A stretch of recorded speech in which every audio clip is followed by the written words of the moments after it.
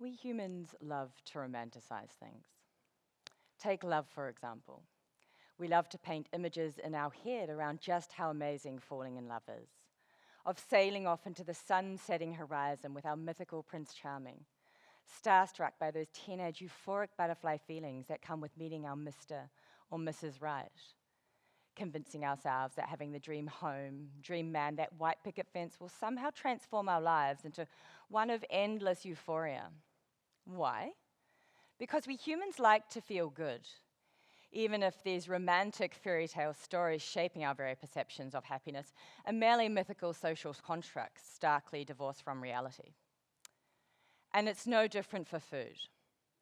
When you think about that last meal you ate, last night's chicken curry, this morning's berry breakfast smoothie, or perhaps last weekend's drunken, greasy, hungover burger, we tend to want to convince ourselves that where our food came from and what was involved in getting it affordably to our plates all came from a happy place or a healthy animal.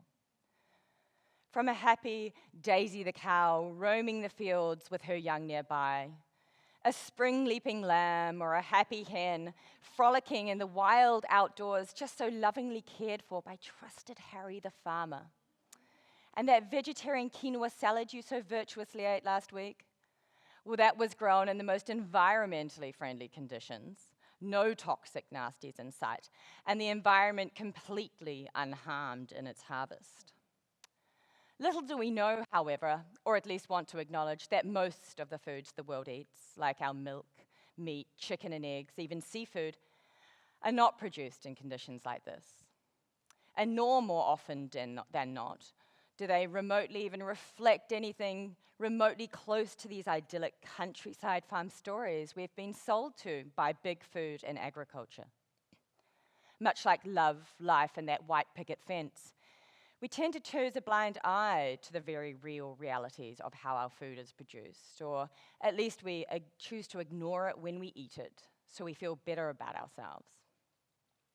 If only we knew the real realities of how our food is produced, and the enormous toll it has on the environment, our health, and on animals, then our perceptions and the choices around the foods we eat would more than certainly change.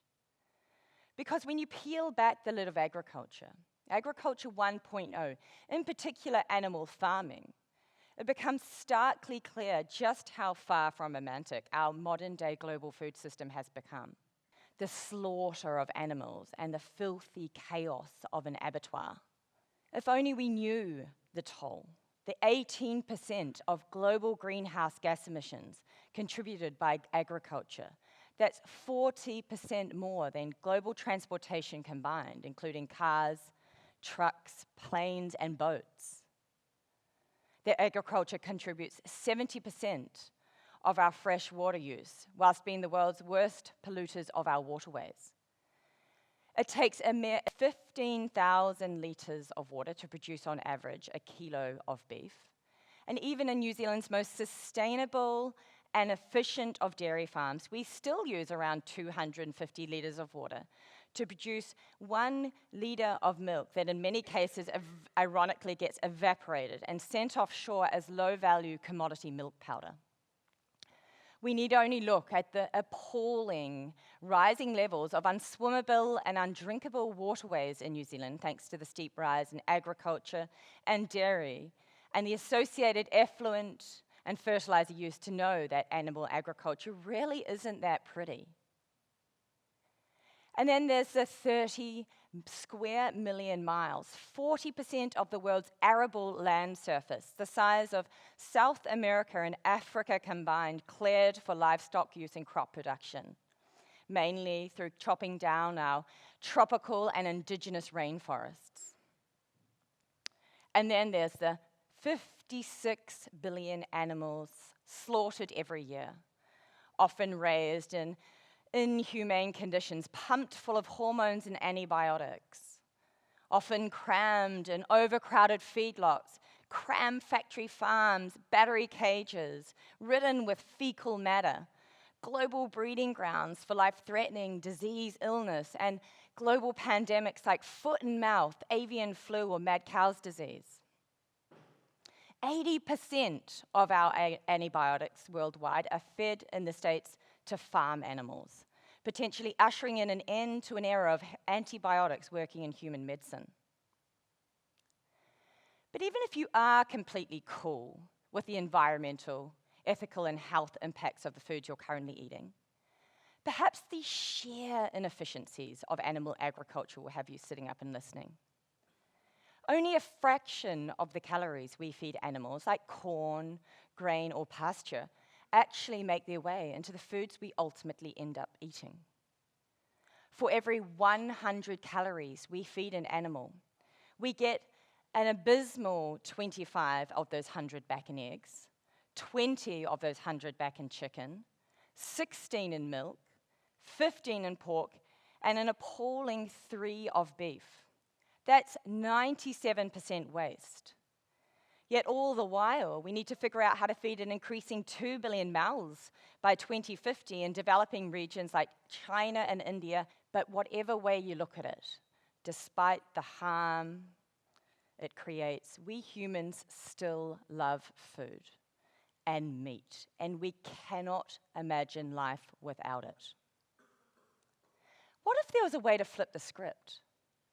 To sustainably produce all the foods we loved, the meat, the protein, in a way that didn't entail a vast machinery of misery, death, and environmental harm to produce it. A way to produce food that could be ethically, sustainably, and environmentally scaled to feed a world of 9.6 billion people on the very fringes of our cities. A new world of agriculture. Agriculture 2.0, all enabled by biology, science, and technology. Well, this lofty food vision, this new global food paradigm, is starting to emerge. And it's been driven not by the people you'd expect, not by trusted Harry the farmer with decades of knowledge of the soil, of his animals, and his land, but by food renegades, technologists, biologists, medical doctors, engineers, foodies, all driven by a common goal: to turn the existing food paradigm on its head and create a better world for all involved. Thanks to science, biology, and technology, a new food revolution is brewing, and animals and rolling pastures may have little to do with the future of our milk, meat, chicken, eggs, and even seafood. These images may seem something like out of the Jetsons or Star Wars, but they're very real, and they're already starting to change the world of global food and agriculture in a positively profound way. Companies like Beyond Meats and Impossible Foods in the United States have designed burgers that look, cook, taste, drip, fat, and even bleed like your traditional ground beef burger would. The only catch: not a cow in sight. They're made entirely from plants, no hormones or antibiotics, and they're produced at a fraction of the environmental harm. Other companies like New Zealand's own Sunfed Meats, the Notco or New Wave Foods in the United States are similarly designing and producing tasty versions of chickenless chicken, cowless dairy milk products, and seafood without the pillage by harnessing technologies and plant-based proteins like pea and algae. No, not your ill-reputed, dry, gnarly tofu burger, or that effeminate soy milk substitute that the average Waikato man in this room would be caught dead ordering. But the almost real deal: harnessing biology, technology, and nature. These companies are deconstructing the very constitutive elements of what makes meat and protein tick, like fat, grease, muscle sinews, the smell, the taste, the texture. And they're reconstructing it in the lab using plants. For example, Impossible Foods uses a unique combination of potato, wheat, and pea proteins, specks of coconut oil to make sure that the burger chomps into and is moist and drips fat like your traditional ground beef burger. And it says crispy on the outside whilst being moist in the middle. But the real hype behind these burgers is their ability to bleed. These companies, in particular Impossible Foods, have harnessed a molecule called heme, a protein typically found in animal blood, known for giving meat its red, drippy, savory taste and consistency. Impossible has figured out how to harness this very same molecule in plants using soy root nodules, and they're culturing it in the lab using yeast. Beyond Meats is achieving a similar bloody effect by using beetroot juice, meaning we'll always be able to get that bloody, drippy, juicy taste sensation even if we are just biting into a bunch of plants. But it's more than just taste that's making these plant-based proteins all the more game-changing. Plant-based proteins are also incredibly and inherently more efficient and more environmentally friendly than growing animals. At scale, they use up to 95% less land, 75% less water, and emit around 87% less greenhouse gas emissions. Impossible Foods says that by bypassing the cow and substituting it for a quarter-pound Impossible burger, you're saving the equivalent of taking a 10-minute shower. That's more water per burger than you drink in a couple of months. You're also freeing up a land area of around 7 square meters, a good-sized double bedroom, that can be put back to more environmentally beneficial uses. Like Sunfed Meats also says that you can produce 5 times as much protein using plants than growing animals like chicken, pigs, or cows. Not only that, companies like Beyond Meats and Sunfed Meats claim to contain more nutritional goodness too. They claim to contain more protein, iron, zinc, and other minerals like magnesium than traditional animal-grown products. And already they're selling at just a fraction of the price at our supermarket shelves. Small price premium that will continue to tumble as these companies grow in popularity and continue to scale more, no matter how similar in look, cook, taste, and feel plant-based proteins are. Don't you worry. Agriculture 2.0 has you sorted another way. Cellular agriculture, or cultured foods, otherwise known as lab or clean meat. A new and growing wave of companies, including Finless Foods, Mosa Meats, and Memphis Meats, are harnessing existing technologies on the market, including genome sequencing, tissue engineering, synthetic and molecular biology, to recreate animal proteins and agricultural products like milk, meat, seafood, egg, even lettuce, but in the lab. And they look and taste like the real deal, because they are. In a process called cellular agriculture, these companies are growing and harvesting animal cells instead of animals. Only a mechanical animal is being used to grow and harvest these cells instead of a real living one. How? Well, let's take meat, for example. We start by taking a small, harmless swab of healthy animal cells. These are then placed in a soupy broth of nutrients we call media that contains all the vitamins and minerals and amino acids that these cells need to grow and multiply into bigger like pieces.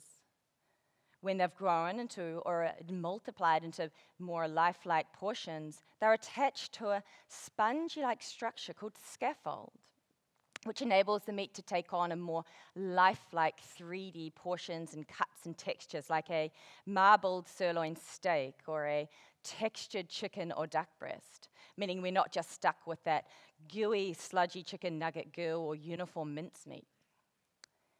Scale, all of this will happen inside a bioreactor or a fermentation tank, much like beer is brewed in a brewery.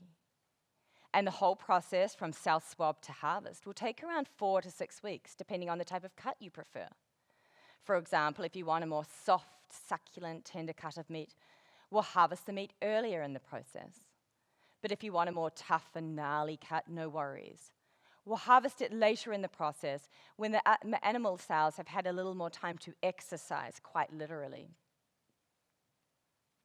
And much like plant-based proteins, and the cellular agriculture phenomenon is catching on.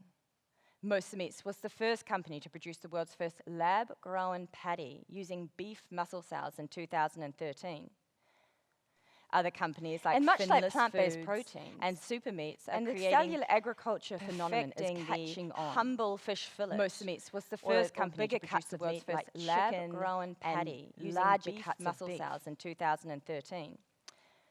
And But much since like then, plant-based Memphis proteins Meats has cellular gone on to produce agriculture the world's is first inherently tender, cleaner, succulent, greener, cultured and more meatball efficient using muscle than and animal fat cells. farming.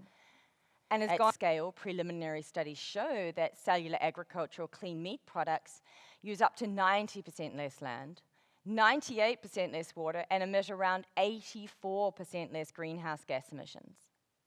But get this, one small swab of animal cells, about 1 gram, the size of a sesame seed, is enough to produce 10,000 kilos of beef. And the cells from the equivalent of an entire cow or beef is enough efficient than animal farming.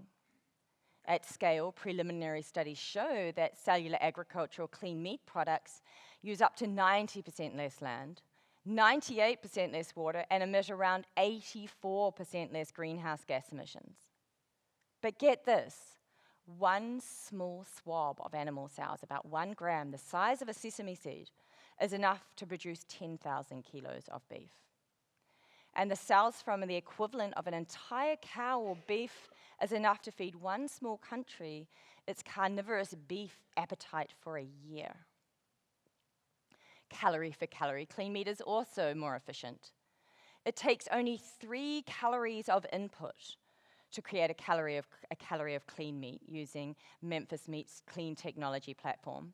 Compare that to 23 calories of grain or pasture or corn that we feed an animal in a feedlot or on a farm. It also grows 15 times as fast. It's 4 to 6 weeks to harvest clean meat using a fermentation tank. Compare that to 10, 12, 14 months to feed, breed, and raise an animal, only to slaughter it just to cut a hunk of meat off its side. But before you start to think, ick, disgusting, gross, cellular agriculture, clean lab meat, F off, no way, that's just not my style. Don't you worry. Cellular agriculture is inherently cleaner and greener and perhaps even more ethically produced compared to our typical factory farmed beef, pork, or chicken today, and definitely more healthier than our highly manufactured chicken nuggets or manufactured meatballs are. Not only that, some people would go on to say that cellular agriculture is an advancement to or more natural than some of the foods that we're eating today. Because what you see under the microscope is exactly that. Clean meat, clean muscle and animal cells, clean seafood. But what you don't see is the hormones, the antibiotics, the fecal matter, the harm that comes at times with growing animals in the traditional way. And they're also dropping exponentially in price. Most meats and Memphis Meats aim to be on our supermarket shelves at prices we can all afford within 4 to 5 years, meaning the thought of chomping into your clean meat burger may soon become a warmly welcome reality for us all. So as we stare down the barrel of a world that needs to feed an extra 2 billion mouths in little more than 3 decades, yet all the while our existing food system has reached its environmental, ethical, and social limits, it's time to rethink the way we think about food. To let go of this mythical, romantical fairy tale ideas around how our food is produced. And to welcome in a new world of food and agriculture. Agriculture 2.0, enabled by science, biology, and technology. To welcome in and allow science, biology, and technology to feed us all, to feed and nourish us all in a way that we humans, our health, the environment, and animals all thrive and prosper. These changes are coming. Some of them are already here. They are incredibly exciting. And I challenge and welcome you all to be open to and hungry for these changes.